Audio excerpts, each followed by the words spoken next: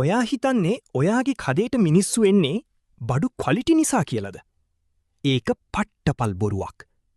මේ ඉන්නේ සුනිලයිය. එයාට තියෙන්නේ පොඩි පෙට්ටි කඩේ එකක්. සුනිලයිය හැමදාම කියන්නේ මගේ බඩු ක්වලිටි. ඒ නිසා මිනිස්සු මගේ කඩේට එනවා.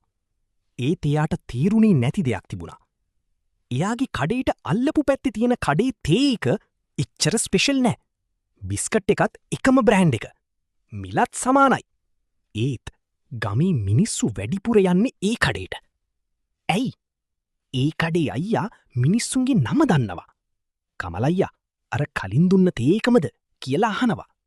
අක්කේ පුතාට කැස්ස අඩුද කියලා මතක් කරනවා. අද සල්ලි නැත්තං හෙට දෙන්න කියලා විශ්වාසය දෙනවා. එතන තේ එක විකුණන්නේ නෑ. එතන විකුණන්නේ හුරුපුරුදුකම, විශ්වාසය, පහසුව. බිස්නස් එකක ක්වලිටි වැදගත්. ඒත් ක්වලිටි විතරක් මිනිස්සු ගේන්නේ නෑ. මිනිස්සු යන්නේ තමන්ව අඳුරන තැනට, තමන්ට පහසු තැනට, තමන්ට විශ්වාස තැනට.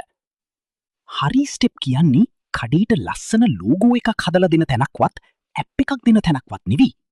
හරි ස්ටෙප් කියන්නේ ඔයාගේ කඩේට ආයි මිනිස්සු වෙන්න හේතුව හදන, ඔයාගේ ව්‍යාපාරය දියුණු කරවන ටීම් එකක්.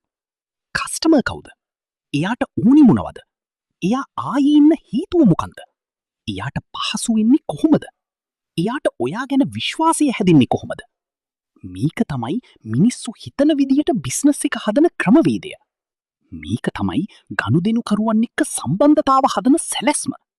මේක තමයි සැබෑ ව්‍යාපාර දියුණුව. ඒ නිසා මතක තියාගන්න. ක්වොලිටි එකක් තියෙන මිනිස්සුන්ට මතක හිටින කඩේ වෙන්න. ඒක තමයි හරි ස්ටෙප්. ඔයාගේ කඩේත් ඇත්තටම දියුණු කරගන්න ඕන නම් අපිට මැසේජ් එකක් දාන්න. අපි මුලින්ම ඔයා එක්ක නොමිලේම කතා කරලා ඔයාගේ බිස්නස් එකේ අඩුපාඩු බලලා කියන්න. අය කිරීමක් නෑ.